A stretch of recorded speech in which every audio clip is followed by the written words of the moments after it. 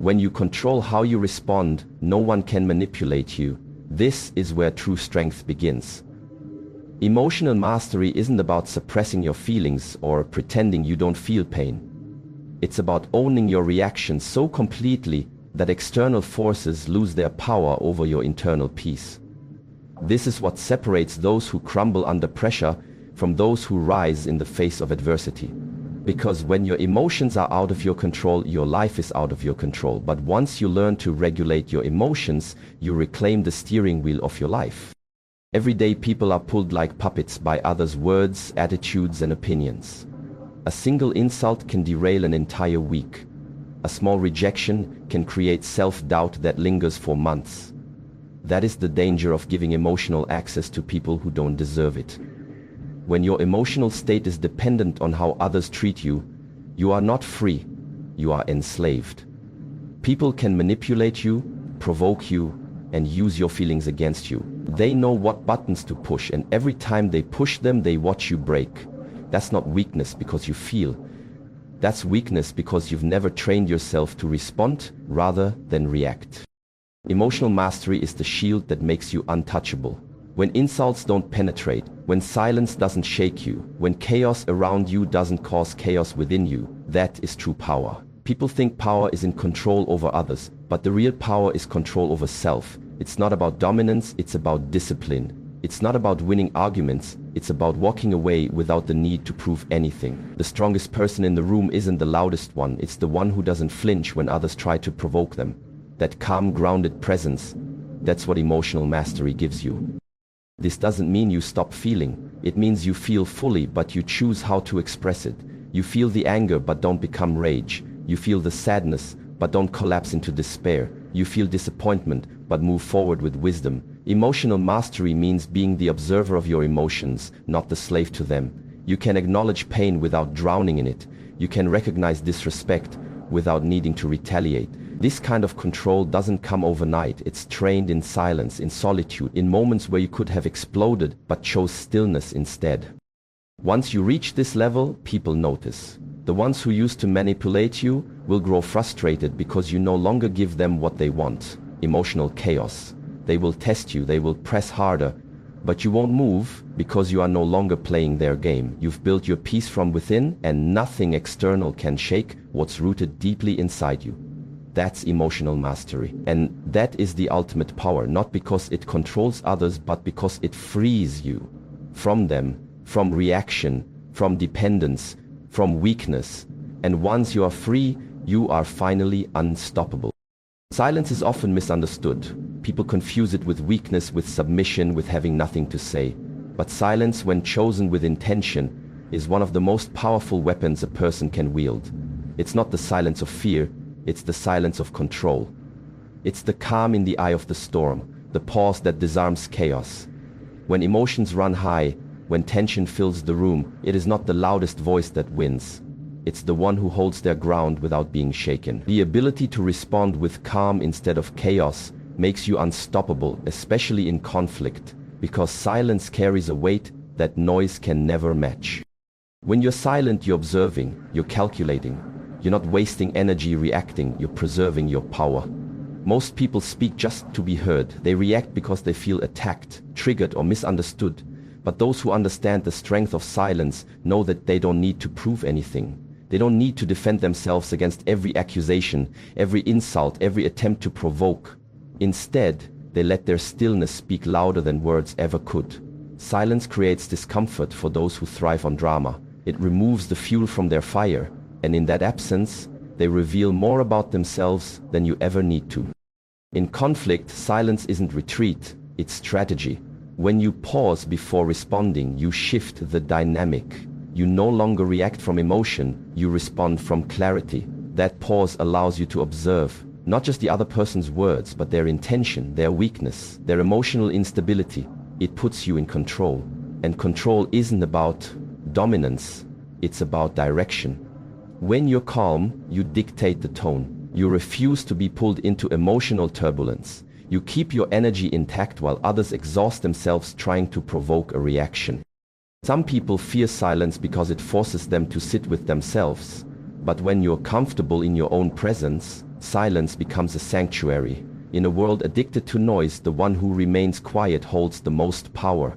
Silence demands attention. It draws people in. It makes them wonder what you're thinking, what you're feeling, and why you're not reacting like they expected. That mystery is power. That unpredictability is strength. It keeps you untouchable because no one can read you, control you, or use your emotions against you. You don't have to respond to every insult. You don't have to engage every battle. Not every opinion deserves your voice, and not every conflict deserves your energy. Your silence, when chosen wisely, protects your peace and elevates your presence. It's not about being passive, it's about being precise. It's about knowing when to speak and when to let silence say everything. The loudest response isn't always the most powerful. Sometimes, the strongest move is no move at all. Silence doesn't mean you've lost. It means you've outgrown the need to prove you've won. That's the kind of strength that can't be shaken, manipulated, or broken. That's why silence isn't a weakness, it's a weapon. And when you master it, you become unstoppable. Emotional triggers are like invisible strings that others can pull to manipulate your behavior, your mood, and your decisions. They're the soft spots in your psyche, wounds that haven't fully healed, insecurities you haven't faced, fears that still live under the surface. And if you don't learn to recognize and disarm them, they become weapons in the hands of anyone who wants to control you. But here's the truth. Emotional triggers only have power if you give them power. Those in chains unless you refuse to break them. Learning to disarm your emotional triggers is how you take that power back. And when you do, no one can use your own emotions against you ever again. The most dangerous part of emotional triggers is that they often operate without your awareness. Someone says something seemingly harmless and you suddenly feel anger, shame, sadness, or panic. You may not even understand why it hurts so much, it just does. That's because the trigger is connected to something deeper. A memory, a betrayal, a moment from the past where you felt powerless, rejected, or not good enough. And when someone intentionally or unintentionally touches that nerve, your body reacts before your mind catches up. That's not your fault, but it is your responsibility to fix. If you don't take the time to identify your triggers, you'll live your life in a constant state of emotional reaction. You'll snap at people who don't deserve it. You'll fall into patterns that sabotage your growth. Worse, people who understand your weak spots will use them to control you. They'll know how to make you doubt yourself. They'll know what words to use to keep you small, insecure, and emotionally dependent. And every time you react, you give them control. But once you do the work, once you dig into your own emotional responses, reflect on your past, and heal the wounds that caused them, you become immune to manipulation.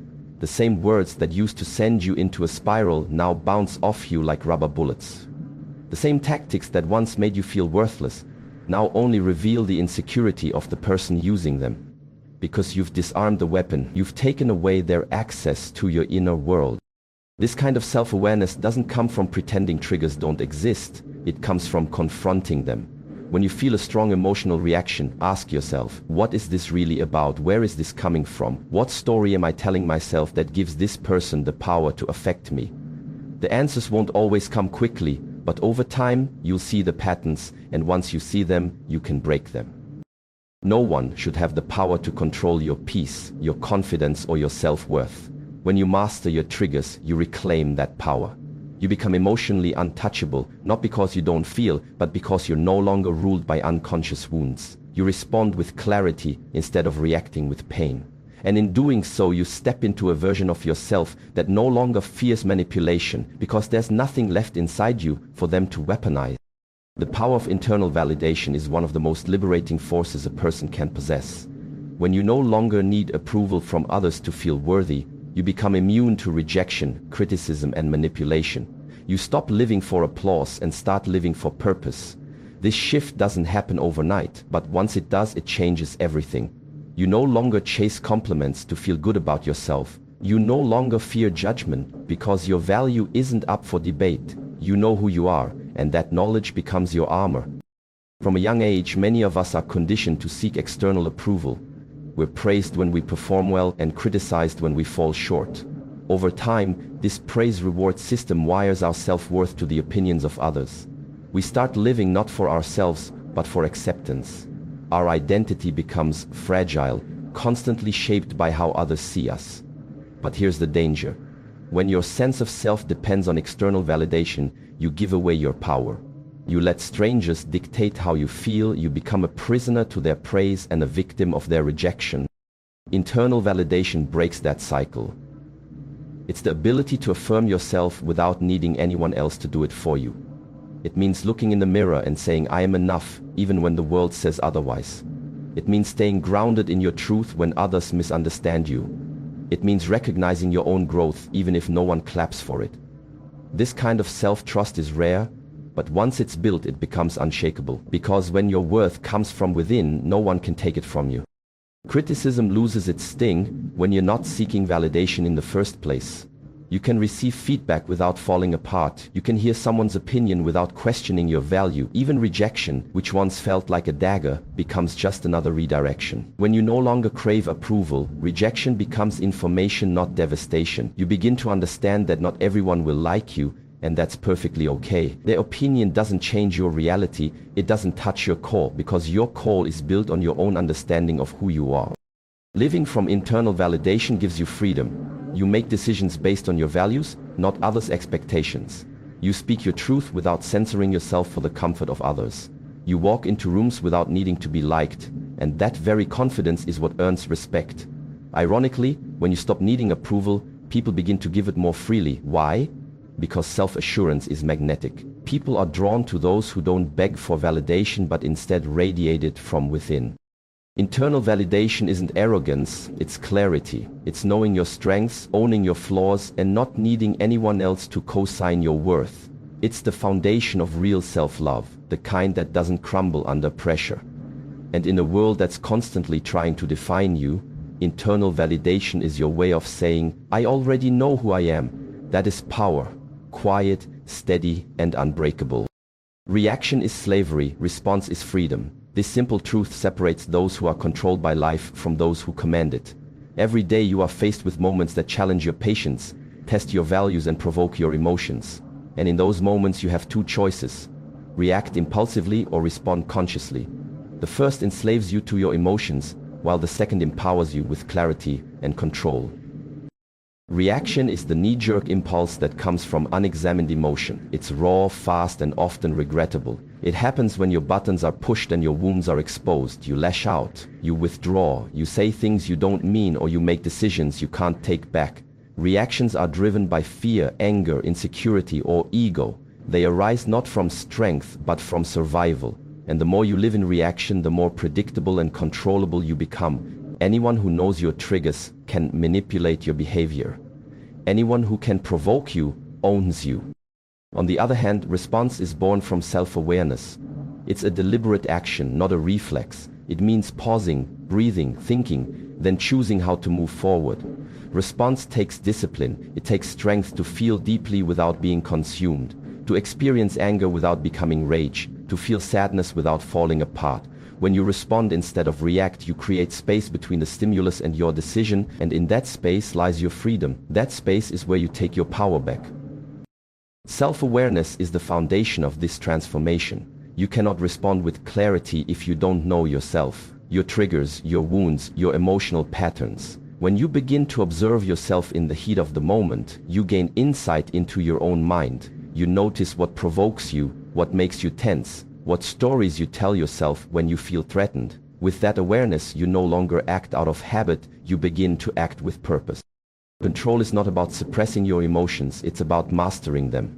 You can still feel everything fully, pain, disappointment, even rage, but you don't let those emotions hijack your actions. You own them instead of letting them own you. This is not weakness, this is power in its purest form. Because the person who can stay calm in chaos is the person who leads.